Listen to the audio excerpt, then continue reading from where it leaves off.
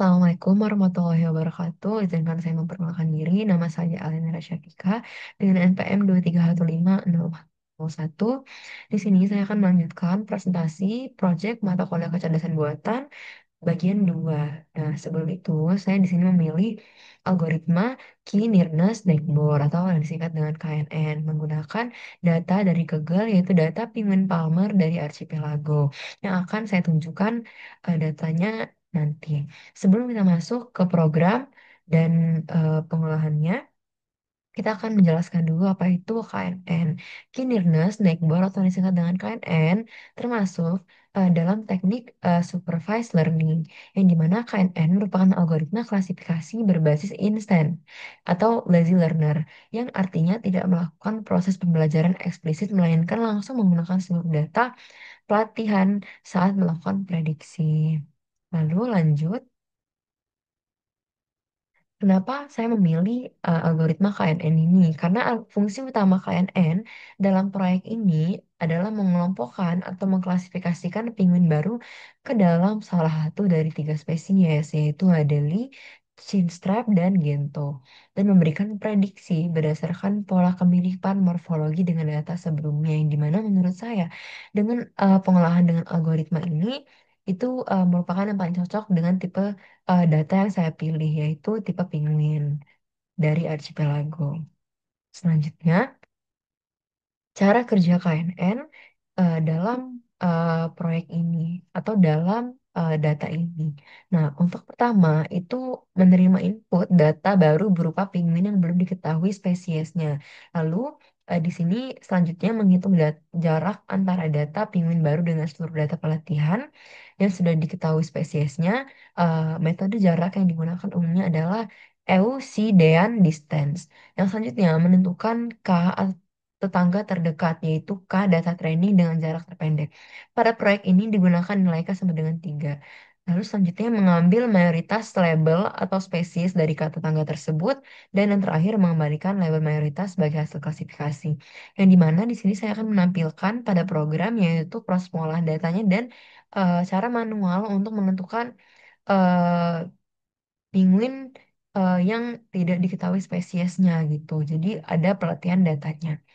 Lalu selanjutnya, eh, jadi untuk klasifikasinya ini, saya menggunakan yang pertama dari panjang dan lebar, lebar paruh yang diinisialisasikan dengan Coleman underscore length underscore mm, yang dimana ini ukuran satuannya milimeter. Lalu ada Coleman underscore depth dan mm.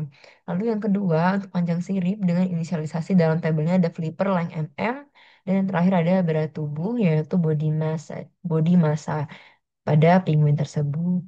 Lalu selanjutnya kita akan masuk ke program. Nah, ini merupakan program yang saya buat menggunakan Python untuk eh, KNN pada dataset penguin. Nah, sebelumnya saya akan tunjukkan dulu data dari penguin yang saya ambil dari Kaggle. Jadi, saya yang pertama ini adalah data yang belum diproses, yang masih memiliki none atau data kosong. Lalu, ini merupakan data penguin yang sudah saya olah dan tidak ada none lagi, sehingga siap untuk diproses ke tahap yang lebih lanjut. Lalu selanjutnya kita kembali ke bagian sini. Nah, di sini saya akan menjelaskan satu persatu dari kode yang ada pada program ini. Baik, yang pertama terdapat import Panda SPD yang dimana mengimport pustaka Pandas untuk memanipulasi data tabular seperti membaca file CSV. File CSV itu merupakan file yang tadi yang digunakan eh, pada dataset kita. Lalu ada import NumPy, SNP, ini digunakan untuk operasi numerik seperti array dan grid. Lalu selanjutnya ada sklearn, model selection import train test split untuk membagi data menjadi training dan testing. Yang dimana ini pada program ini terdapat training dan testing. Lalu ada uh, from sklearn neighbors import Untuk import model KNN, untuk klasifikasi ada sklearn processing import label encoder. Untuk import label encoder untuk mengubah data kategori ke bentuk angka. Lalu selanjutnya ada from sklearn matrix import classification report confusion matrix yang dimana untuk import import fungsi evaluasi model metrik klasifikasi dan confusion matrix. Lalu ada import seaborn SSNS untuk import seaborn untuk membuat visualisasi statik yang menarik. Selanjutnya ada import matplotlib pyplot SPLT untuk import modul plotting standar dari matplotlib. Selanjutnya ada import class membuat warna kostum pada visualisasi. Yang dimana selanjutnya ada DF sama dengan PD CSF, penguin size CSF di sini untuk membaca eh, file CSF tadi dan menyimpannya ke dalam variabel DF.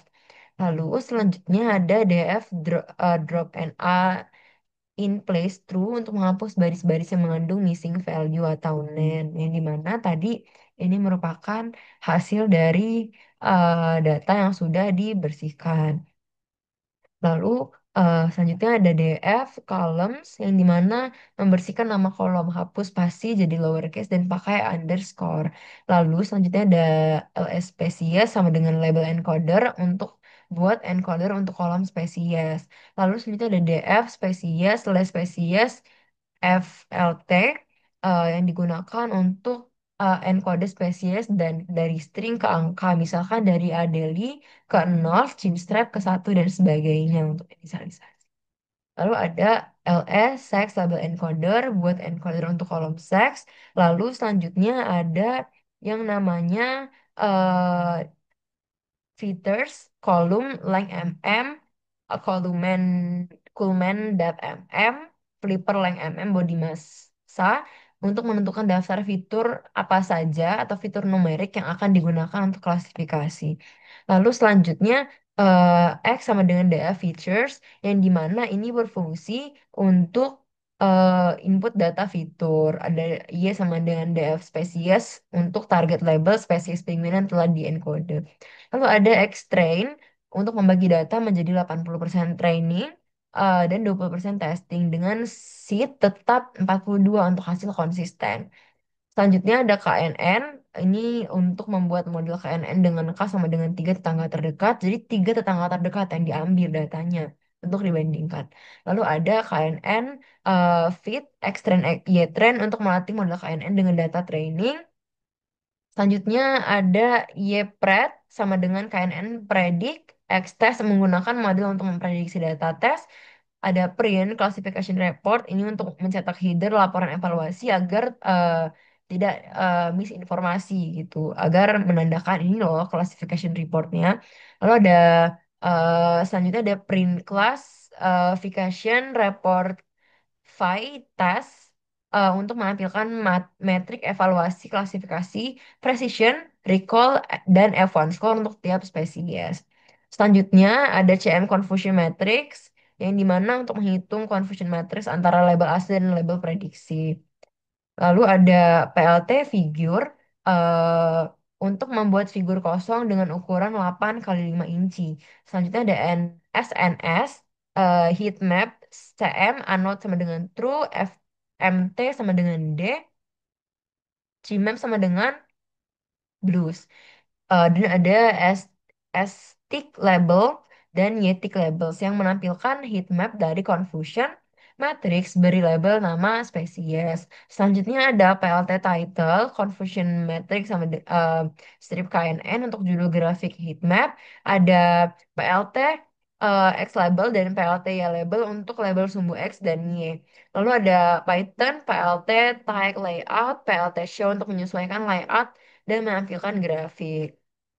Lalu ada fitur satu dan fitur 2 untuk pilih dua fitur utama yang untuk divisualisasikan dalam eh, dua dimensi plot. Lalu ada Xmin, Ymin untuk ada Xvis, Yvis.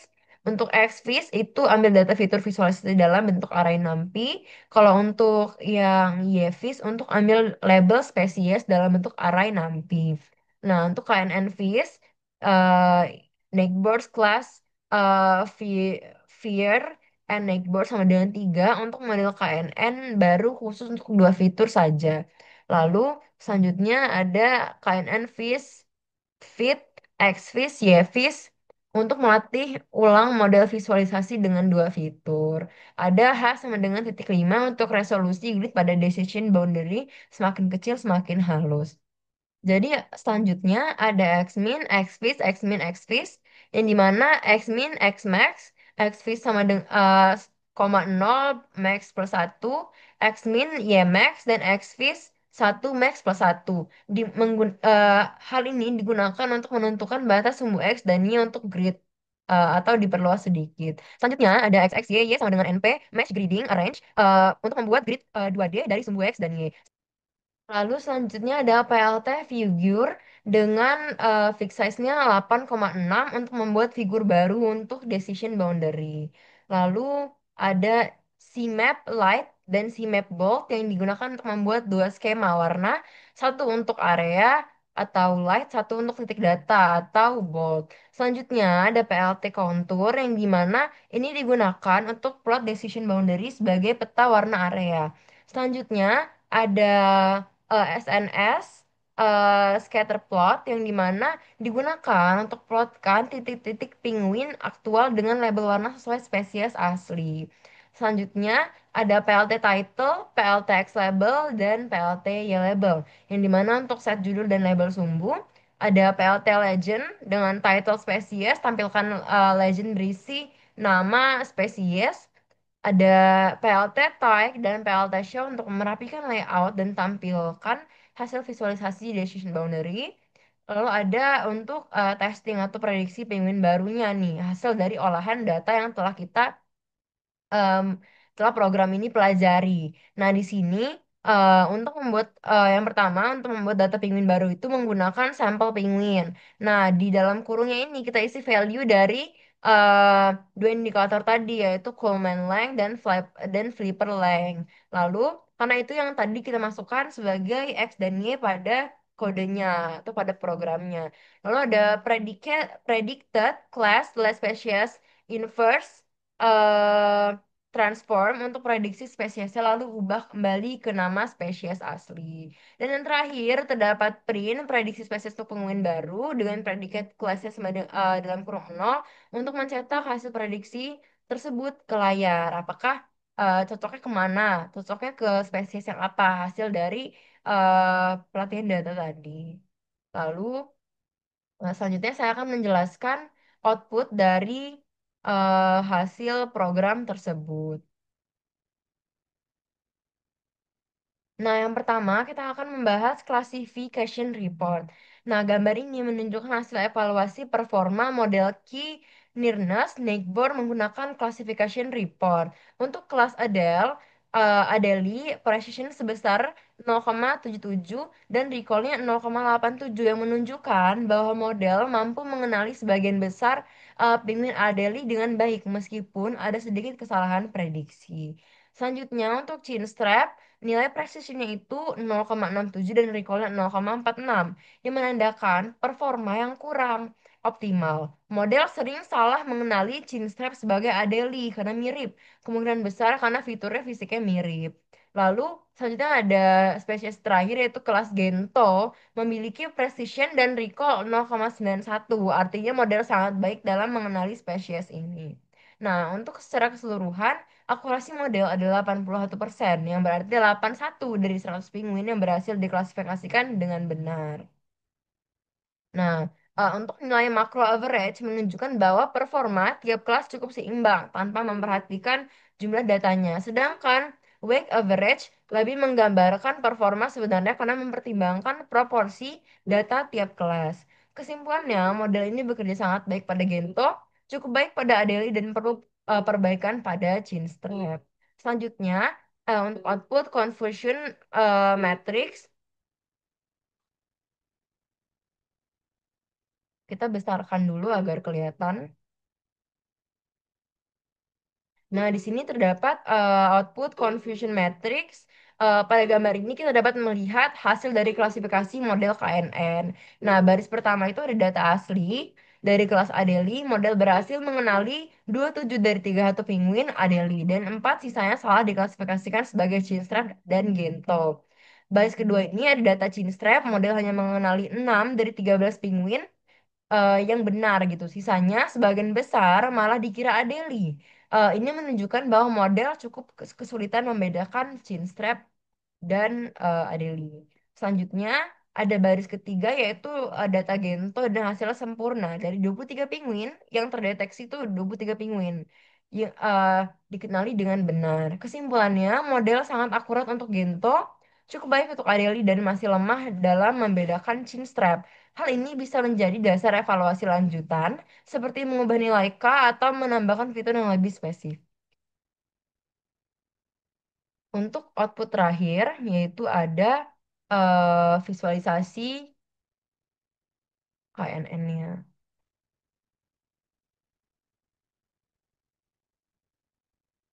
Kita besarkan lagi agar kelihatan.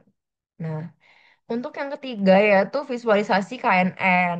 Eh, Gambar ini merupakan visualisasi decision boundary dari model KNN dengan K sama dengan 3 menggunakan dua fitur utama. Yang pertama ada sumbu X dan sumbu Y. Dapat kita lihat di gambar, sumbu X itu untuk panjang paruh dan sumbu Y untuk panjang sirip. Nah, latar belakang warnanya ini menunjukkan wilayah prediksi model yang dimana untuk merah muda ini untuk Adelie, untuk hijau muda ada Cinstra dan biru muda untuk Gento. Titik-titik warna yang ada pada gambar ini menunjukkan data aktual penguin yang dimana titik merah untuk Adelie, hijau untuk Cinstra dan Gento untuk biru.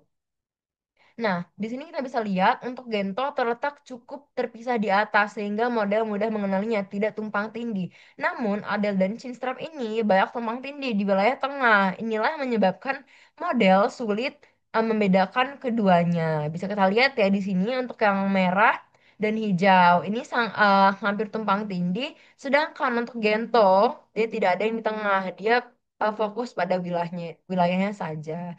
Lalu kesimpulannya, visualisasi ini memperkuat analisa sebelumnya bahwa model sangat baik dalam mengklasifikasikan Gento, tapi perlu perbaikan pada area yang memisahkan Adelie dan Chinstrap. Untuk pengujian dari hasil learning, saya memasukkan prediksi spesies untuk penguin baru, yaitu dengan sumbu X atau panjang paruh atau Kuhlman length mm itu 45, dan untuk panjang sirip atau flipper length mm itu 200. Nah, di sini eh, saat saya masukkan di kodenya, di sini mengharapkan bahwa program ini dapat belajar dari data yang telah ada dan menjawab prediksi saya. Nah, di sini bisa kita lihat di outputnya langsung muncul prediksi spesies untuk penguin baru yaitu chinstrap karena dengan panjang 45 untuk panjang paruh 45 dan panjang sirip 200 mm di sini eh, terdeteksi bahwa itu merupakan ciri fisik dari chinstrap dari hasil pembelajaran klasifikasi.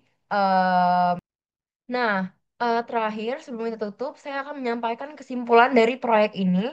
Yang pertama, untuk metode KNN ini, akurasi modelnya dari data yang saya peroleh adalah 81%, menunjukkan performa yang cukup baik untuk klasifikasi berbasis fitur fisik, sederhana tanpa processing lanjutan. Nah, model sangat baik dalam mengenali spesies Gento dengan precision dan recall yang tinggi. Dia dari 23 penguin, dia dapat mengklasifikasikan 23 penguin yang benar.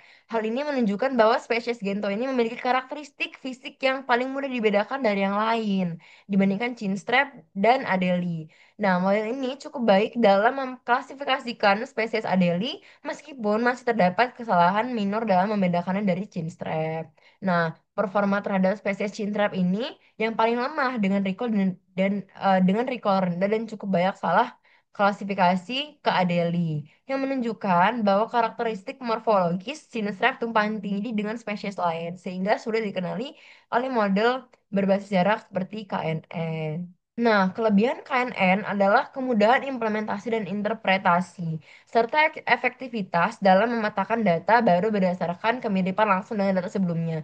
Namun, kekurangannya terlihat saat menghadapi kelas yang memiliki batas tidak jelas atau tumpang tindih antar fitur. Jadi sekian dari saya. Apabila ada salah kata saya mohon maaf. Terima kasih. Wassalamualaikum warahmatullahi wabarakatuh.